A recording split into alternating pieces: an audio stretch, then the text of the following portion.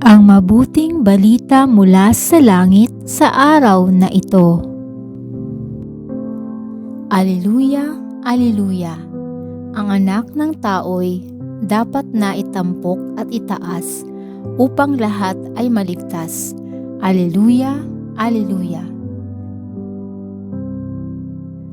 Ang mabuting balita ng Panginoon ayon kay San Juan. Pinupuri ka namin, Panginoong Hesukristo. Noong panahong iyon, sinabi ni Jesus kay Nicodemo, "Huwag kayong magtaka sa sinabi ko sa inyo. Lahat ay kailangang ipanganak na muli. Umiihip ang hangin kung saan ibig, at naririnig ninyo ang ugong nito. Ngunit hindi ninyo alam kung saan nanggagaling at kung saan naparoroon. Gayon din ang bawat ipinanganak sa Espiritu." "Paano pong mangyayari ito?" tanong ni Nicodemo. "Guro pa naman kayo sa Israel, ay hindi ninyo nauunawaan ang mga bagay na ito?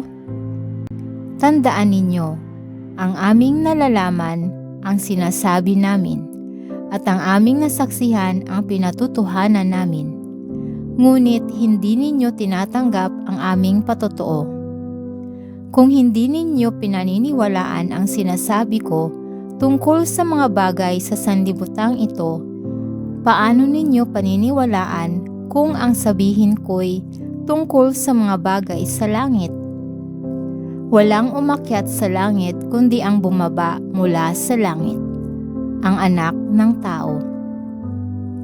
At kung paanong itinaas ni Moises ang ahas doon sa ilang, gayon din naman kailangang itaas ang Anak ng Tao, upang ang sinumang sumampalataya sa Kanya ay magkaroon ng buhay na walang hanggan."